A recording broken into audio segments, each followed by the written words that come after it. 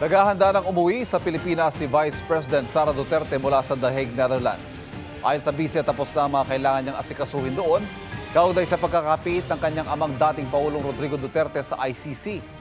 Maayos daw ang kalagayan ng dating Pangulo na nadadalaw ng kanilang pamilya at nakakausap din sa telepono. Muli raw nakabisita sa dating Pangulo ang kanyang common law wife na si Hanilet Abansenya at kanilang anak na si Kitty. Sabi ng bise, nagsasalitan silang magkapatid sa pagdalaw sa ama. Kanya-kanya rin daw silang gastos sa mga biyahe nila dahil may mga trabaho at negosyo naman sila. Napag-usapan daw ng kanilang pamilya na hindi sila hihingi ng pera o tatanggap ng donasyon. Kaugnay ng investigasyon sa Senado tungkol sa pagkakaaresto sa kanyang ama, hindi na raw umaasa ang bise na may kahahantungan nito. I'm not hopeful for the case of President Duterte getting justice from the government and the administration right now. But I hope that it will not happen again to another Filipino. Iba't ibang twist sa mga pagkain, teknolohiya sa food processing at recycling, at pagkamalikhain ng mga Pinoy. Tampok po ang mga yan sa 17th Philippine Food Expo na tinutukan ni Bernadette Reyes. Dating nagtatrabaho sa cruise ship si Isagani. Ngayon, isa na siyang chocolatier at kabilang sa ipinagmamalaki niya ang cacao jam at sampalok chocolate. Yung sweetness ng tsokolate, tapos yung sourness ng tamarind, you have a fruity flavor. Kung ang Amerika mayroong raisins na binalutan ng tsokolate, aba dito sa Pilipinas may sampalok na binalutan ng tsokolate. Manamis-namis na maasim-asim, perfect sa panlasang Pinoy. Gamit niya dito ang kakao mula syempre sa Pinoy farmers. From the farming hanggang sa tinuturuan ko sila para makaharvest ng marami, and I teach them kung ano yung mga natutunan ko sa ibang bansa para magkaroon ng quality yung mga harvest nila. Kabilang ang produkto ni Isagani sa mga Pinoy-made na pagkaing tampok sa 17th Philippine Food Expo sa Pasay. Meron ding donuts na ang flavor inspired by famous Filipino desserts, tulad ng buko pandan, pastillas at leche flan. Tampok din sa expo mga equipment na makatutulong sa pagpapataas ng kalidad ng produkto at serbisyo. And it's a chance for our food exporters to be able to showcase the products. Out of the 300 exhibitors, we have 375 na mga equipment. So for the first time, we have equipment manufacturers joining.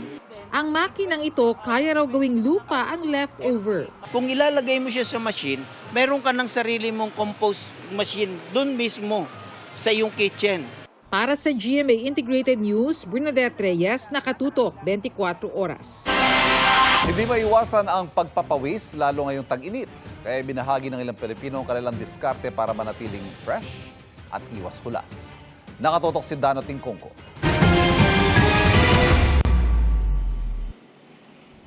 Summer is waving, kaya naman literal na hot ang feeling ng karamihan dahil sa init na abot singit. Nangungunang apektado dyan ay yung ang trabaho ay nasa kalsada at yung mga laging nasa kalsada. To beat the heat, iwas hulas at baskil o basang kilikili free, ito ang diskarte ng ilan to stay fresh. May mga tubig kaming dala. So may mga baon din kaming cologne, alcohol, para pagpawis ka na sir, pupunas ka ng towel mo. Almost 3, parang ganun. Almost 3 times. Mas masarap sa pagkain. Yes po. Towel lang, tapos ano lang po. Pupunta lang sa loob, magpa-aircon. May baon naman po. Tapos pag nabasa po, palitan na lang po yung damit. Ngayong pataas ang heat index, isa sa mga pinakadapat bantayan, hindi lang ang pawis na tumatagaktak, kundi lalo na ang heat stroke. Payo ng mga doktor, hydration. Heat break na minimum 15 to 20 minutes, pero pinakamaganda kung kalahati hanggang 1 oras. Heat stroke is one of the most problematic palpitation, taas ang temperature mo, no? And then dehydration. So all of a sudden, you may collapse. Mas marami yan sa mga bata nga eh. Kasi ang mga bata are very prone.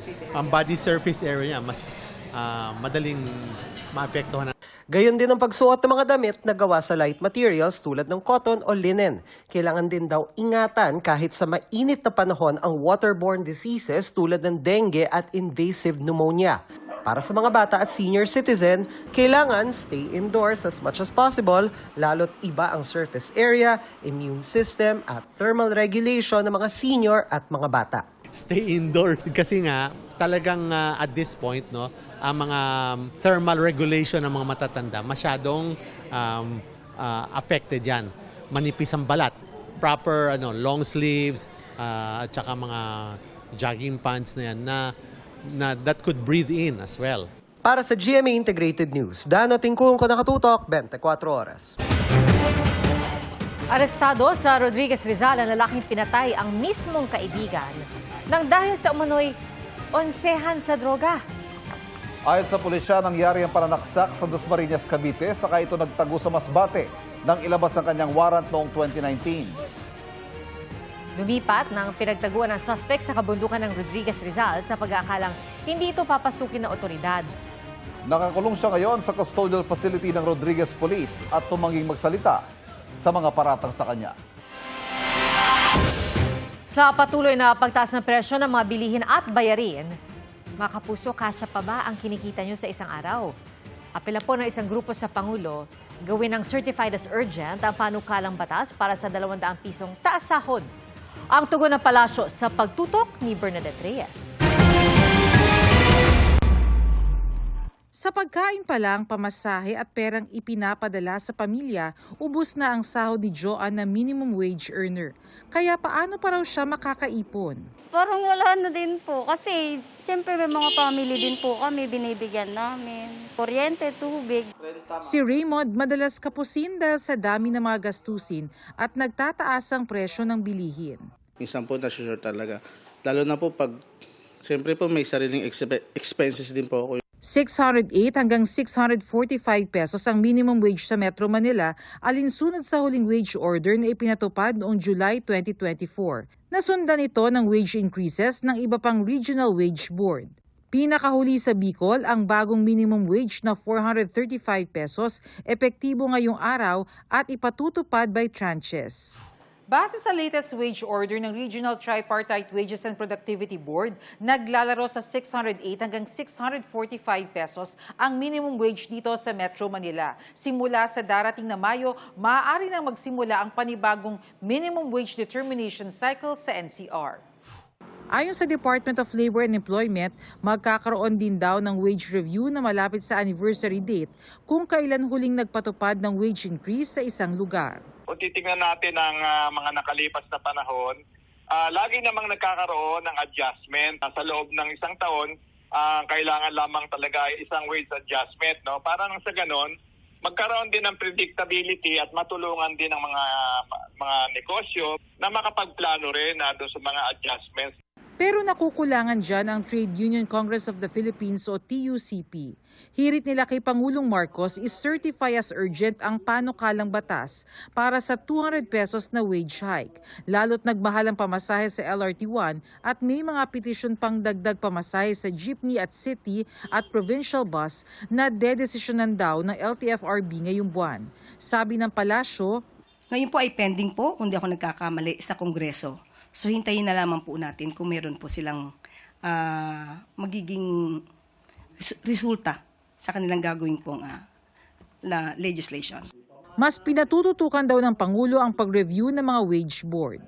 As of the moment po, wala po sa akin pang naibibigay kung anumang direktiba patungkol po dyan, pero minadali po kaagad ni Pangulo ang direktiba po dito sa ating RTWPP.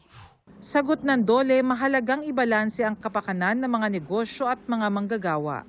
Kung may panukalang batas, hayaan natin gumulong din ang proseso. Pinag-aaralan din ng ating Pangulo ay yung may kinalaman sa kapakanan ng mga manggagawa. Hindi lamang may kinalaman sa sweldo, may kinalaman din sa mga presyo ng pangunahing bilihin. Para sa GMA Integrated News, Bernadette Reyes, nakatutok 24 oras.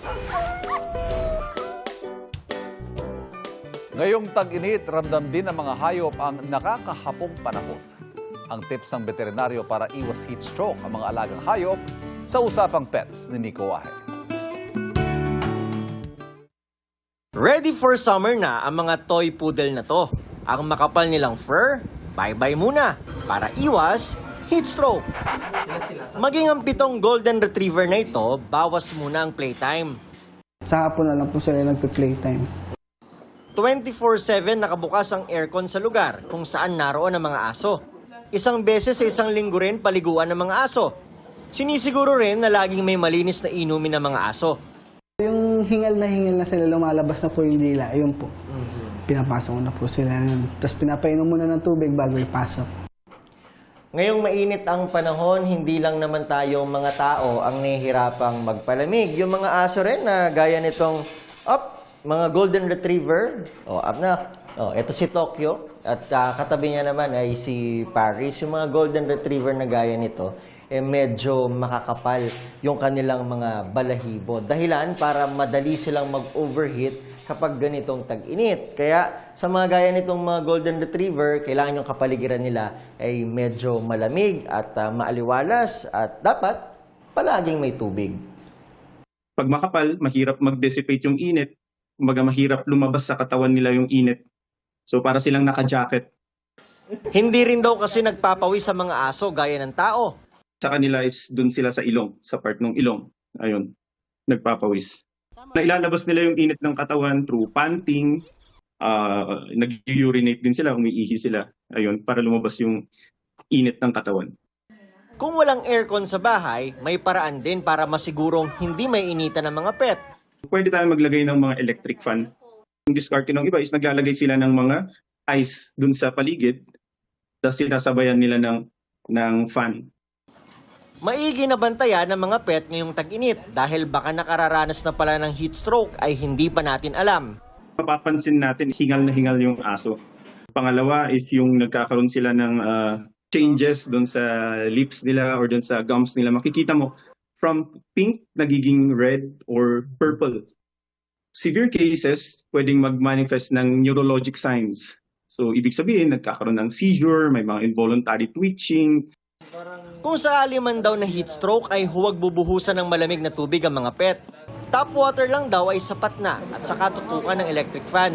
Para sa GMA Integrated News, Nico Wahe, nakatutok 24 oras.